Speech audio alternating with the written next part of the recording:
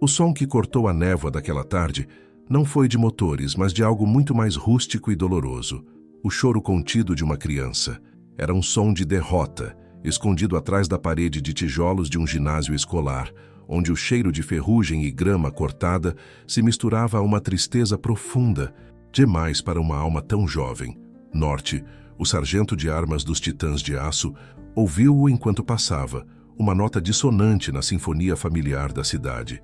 Ele parou sua moto, não por curiosidade, mas por um reconhecimento sombrio.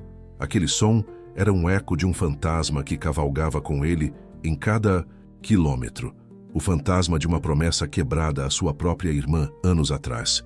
Ele desmontou e caminhou sem fazer barulho, sua figura imponente uma sombra que se alongava no chão. O que ele viu fez o motor frio em seu peito se incendiar com uma fúria gelada. Um menino não muito mais velho que 10, anos estava no chão, encolhido. Ele tinha uma perna visivelmente mais fraca, o que lhe causava um mancar sutil. Ao seu redor, um grupo de adolescentes mais velhos ria. O líder deles, um garoto com um ar arrogante que o dinheiro pode comprar, segurava um caderno de desenho. Com um sorriso cruel, ele arrancou uma página depois outra, rasgando os desenhos que o menino Léo havia criado. Eram desenhos de monstros fantásticos, de cavaleiros em motos aladas, de mundos que só existiam em sua imaginação. O valentão, Victor, zombava do mancar de Léo, imitando-o de forma grotesca, enquanto os outros riam. Então ele pegou um isqueiro. As chamas consumiram o papel, transformando a arte do menino em cinzas que o vento sujo do pátio carregava. Léo não gritou. Ele não lutou. Ele apenas chorou em silêncio, protegendo a cabeça com os braços, um navio afundando em um mar de crueldade. A memória atingiu Norte como um soco. Ele se viu com 15 anos, vendo garotos zombarem de sua irmã mais nova e de sua cadeira de rodas. Naquele dia, ele reagiu com os punhos. Ele machucou os garotos, mas a humilhação e o medo nos olhos de sua irmã depois, a atenção indesejada que ele atraiu para ela, foram uma lição que o açoiteou por toda a vida. A força bruta protegia o corpo, mas podia esmagar o espírito. Desta vez, ele não se moveu. Ele ficou na sombra, gravando cada rosto, cada risada, cada insulto em sua mente. Ele esperou até que os valentões se cansassem de seu esporte e fossem embora, deixando Léo em meio aos restos de seu mundo. Ele observou o menino juntar as cinzas com as mãos trêmulas antes de se levantar e mancar para casa, um pequeno soldado voltando de uma guerra perdida. Norte o seguiu de longe, uma sentinela invisível, até ter certeza de que ele estava seguro em casa. Então ele montou em sua moto e cavalgou, não com raiva, mas com um propósito frio e pesado. No clube, a música parou quando ele entrou. Seus irmãos conheciam seu silêncio, e o silêncio que ele trazia consigo naquela noite era mais pesado do que o chumbo. Ele não gritou. Ele não descreveu a cena com fúria. Ele contou os fatos com uma precisão cirúrgica, sua voz baixa e controlada, o que era infinitamente mais assustador. Eles não bateram nele, disse Norte, seus olhos varrendo a sala. Eles não roubaram seu dinheiro. Eles queimaram sua alma na frente dele para se divertirem. Ele fez uma pausa, deixando o peso de suas palavras assentar. O território de um titã não é apenas o asfalto que percorremos. É o refúgio dos indefesos sob nosso olhar. E eles profanaram nosso território. O presidente do clube, um homem chamado Atlas, cuja presença preenchia a sala, olhou para Norte. Ele viu, além da fúria do sargento de armas, ele viu a dor antiga, a dívida que o consumia. Ele sabia que isso não era sobre um garoto aleatório, era sobre a alma de seu irmão. Quantos irmãos você precisa? Perguntou Atlas. Norte olhou para os rostos endurecidos pela estrada ao seu redor, rostos que eram sua única família. Todos eles, respondeu ele. Cada um. A resposta ao chamado foi como o ajuntamento de uma tempestade. Não houve alarde, nem festa, nem a usual fanfarronice que precedia uma ação do clube. Apenas o som de motores chegando, um a um, das profundezas da noite. As notícias correram pela rede invisível dos Titãs de Aço, de capítulo em capítulo, levadas por telefonemas curtos e mensagens codificadas. Irmãos de cidades a horas de distância deixaram suas bebidas, seus trabalhos, suas camas e montaram em suas máquinas. Eles não vieram por violência. Vieram porque a dívida de um irmão era a dívida de todos, especialmente uma dívida tão antiga e profunda quanto a de Norte. A sede do clube, geralmente um lugar de caos barulhento, tornou-se um acampamento militar. As motos eram alinhadas com precisão. Os homens se moviam com um propósito sombrio, limpando suas correntes, verificando seus pneus, o ar denso com o cheiro de gasolina e uma determinação silenciosa. De 20 tornaram-se 40, de 40, 60. Ao amanhecer, 80 titãs de aço estavam reunidos, uma legião de couro e cromo esperando por uma ordem. Enquanto a força se reunia, a inteligência trabalhava. Os associados do clube, os homens e mulheres invisíveis da cidade, trouxeram informações. Confirmaram a história de Léo, detalharam a crueldade de Victor e seu grupo, protegidos pela influência de seu pai, um empresário rico que tratava a cidade como seu feudo pessoal. A escola, intimidada ou comprada, sempre olhava para o outro lado. O ataque a Léo não foi um incidente isolado. Foi o ápice de meses de tortura psicológica e física que ninguém se atreveu a parar. A história completa apenas endureceu a determinação dos titãs. Eles não estavam mais apenas vingando um menino. Estavam corrigindo a balança de uma cidade inteira. Antes que a tempestade desabasse, Norte precisava ver o menino. Ele o encontrou no dia seguinte, sentado em um banco de parque, tentando recriar de memória um de seus desenhos perdidos em um pedaço de papel amassado. Norte sentou-se ao lado dele, não muito perto, mas o suficiente para que sua presença fosse um escudo. Ele não disse nada sobre o que viu, não ofereceu palavras de pena. Em vez disso, tirou um pedaço de couro grosso e uma pequena ferramenta de entalhe de seu colete. Em silêncio, suas mãos grandes e calejadas começaram a trabalhar, gravando um padrão complexo no couro com uma precisão surpreendente.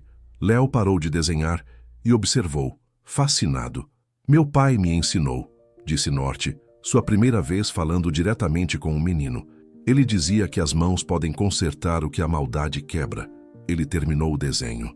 Um escudo intrincado com o emblema do Titã no centro, e entregou o pedaço de couro para Léo. Era pesado, sólido, real, para proteger seus mundos, disse Norte. Léo pegou o presente, seus dedos traçando as linhas profundas no couro. Ele olhou para Norte e, pela primeira vez, viu além do homem, assustador, viu um artista, um criador, um protetor. Uma promessa silenciosa havia sido selada. Ao entardecer, os 80 titãs estavam prontos. Atlas subiu em uma caixa para se dirigir a seus irmãos. Sua voz, acostumada a gritar por cima do barulho dos motores, era baixa e controlada. Hoje não. Vamos quebrar ossos. Vamos quebrar o orgulho. Eles queimaram a arte de um garoto, então vamos ensinar a eles uma lição sobre a criação. Ele olhou para o rosto de cada homem. Vamos ensinar a eles a arte do respeito. E nossa arte, irmãos, é barulhenta. Um a um, os motores ganharam vida. O som, não. Era caótico. Era um rugido uníssono, uma explosão controlada que fez o chão tremer. 80 faróis cortaram a luz poeirenta do crepúsculo.